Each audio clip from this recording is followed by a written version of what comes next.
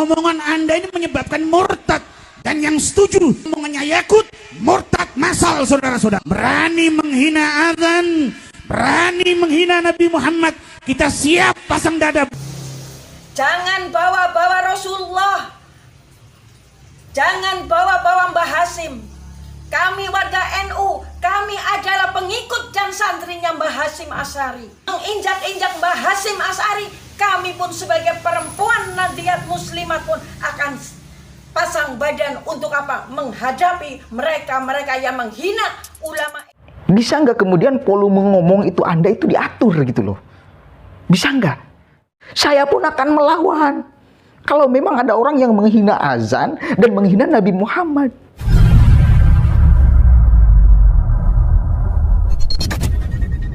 Assalamualaikum warahmatullahi wabarakatuh. Hamdan syukranillah amma ba'd. Sahabat manusia plural yang saya hormati dan saya banggakan. Menyeramkan sekali ya. Yang video di awal itu tadi katanya sih seorang Habib dia tuh. Yang mengatakan murtad massal. Dia mengatakan yang berani menghina azan, yang berani menghina Nabi Muhammad SAW. Kenapa jadi narasinya menghina azan?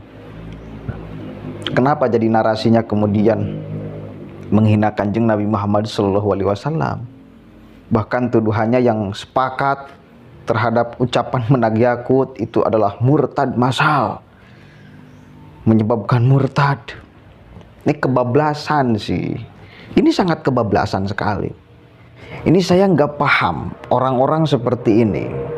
Apakah benar dia itu karena tidak paham terhadap apa yang diucapkan oleh Menagyakut, atau pura-pura tidak paham, atau memang ada kebencian tadinya kepada Menagyakut sehingga ketika ada statement Menagyakut yang bisa digoreng, dia manfaatkan, dia goreng habis-habisan.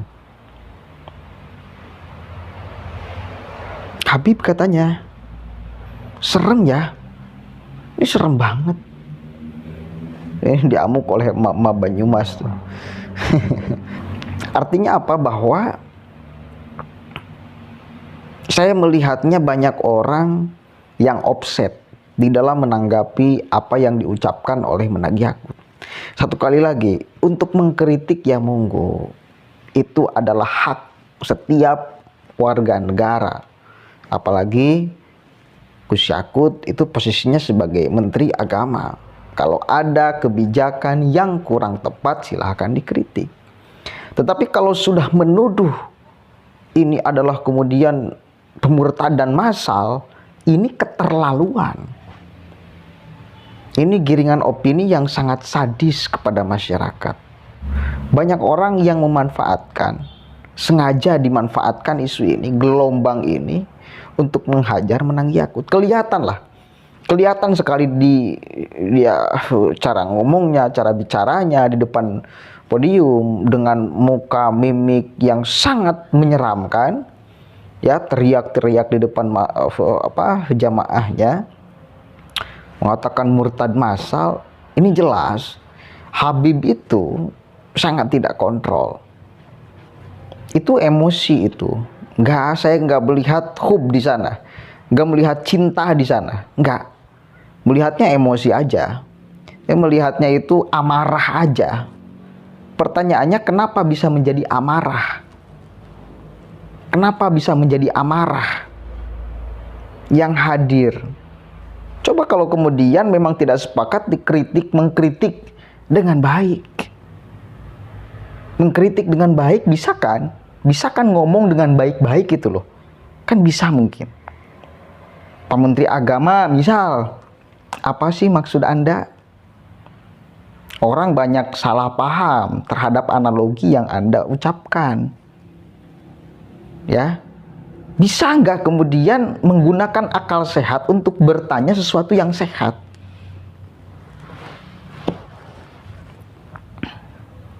Kalau terus-terusan seorang penceramah atau Habib yang kemudian banyak pengikutnya melakukan ini provokasi, melakukan pidato, melakukan ceramah di depan masyarakat dengan gaya seperti itu, nggak bakalan ada terjadi ketentraman tuh.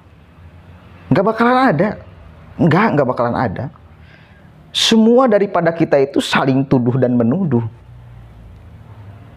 Saling tebar hoax, ujaran kebencian dan sebagainya. Bisa nggak kemudian volume ngomong itu Anda itu diatur gitu loh? Bisa nggak? Kan katanya Habib harus menebarkan kasih sayang dan cinta dong. Apakah seperti itu caranya? Apalagi kalau kita melihat Gus Yakut itu ya, meskipun tidak bisa menjamin, meskipun anak kiai, meskipun ketua Ansor, tidak menjamin dirinya lebih baik daripada yang lain. Tetapi mana mungkin, masa iya Gus Yakut menyamakan antara gonggongan anjing dengan azan? Masa iya?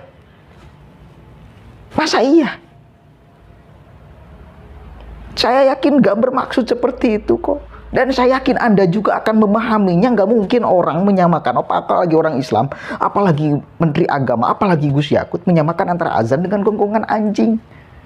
Pasti salah paham Anda tuh. Bisa nggak? Bisa nggak? Menggunakan hati nurani, pikiran yang sehat untuk melihat sesuatu. Hingga pada akhirnya menyimpulkan apa yang harus disimpulkan. Kalau memang harus klarifikasi, kalau memang harus apa, ya saya kira gampang aja untuk kemudian menerangkan apa sih maksud dan tujuannya. Tetapi kalau misal sudah diprovokasi massal dan sebagainya, wah udah ngomong kesana kemari, ini masalah di sini. Akhirnya apa yang terjadi? Ya semua orang pada akhirnya ngotot-ngototan. Merasa benar karena memang tidak ada yang salah terhadap ucapannya, hanya mungkin analoginya yang kurang tepat, dan ini perlu diterangkan, dan kalaupun diterangkan ini bisa gampang dipahami.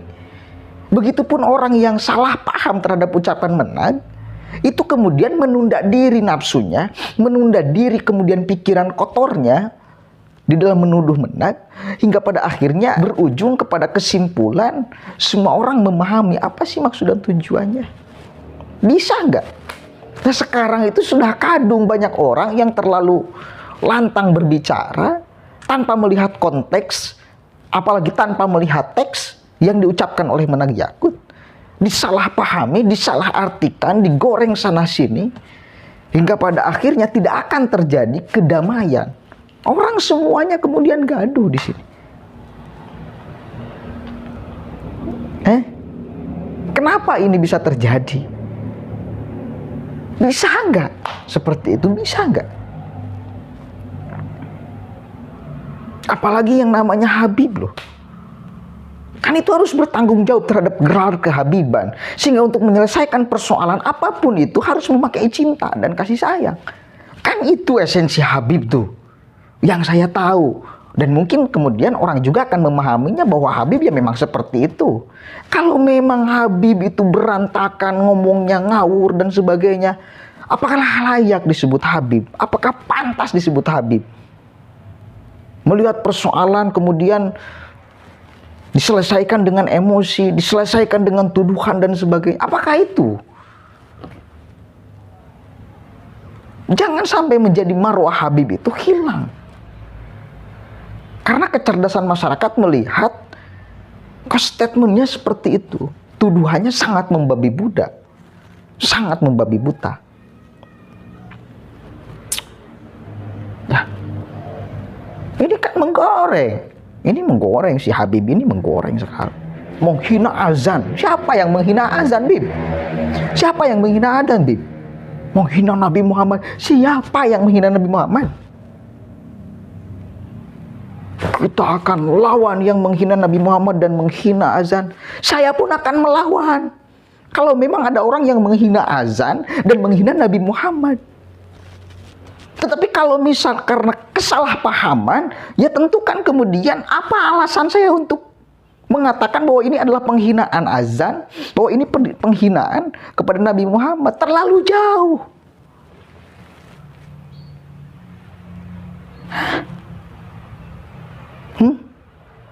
Kan itu terlalu jauh. Terlihat sekali dari narasinya, dari mimik mukanya. Ini ada kebencian di Habib tuh kepada Gus Yakut tuh. Ada kebencian. ada ketidaksukaan. Saya melihat itu nggak murni daripada pikiran Habib, yang kalaupun dikatakan jernih, nggak mungkin mengatakan itu. Hati nurani Habib itu berontak ketika Habib ngomong itu tuh. Coba, si Yakut bro, masa iya menyamakan azan dengan kungkungan anjing? Nggak mungkin. Ya, begitu Habib. Mudah-mudahan ada manfaatnya. Wallahul muwaffiq ila aqwamit thoriq. Wallahu a'lam bishawab. Assalamualaikum warahmatullahi wabarakatuh.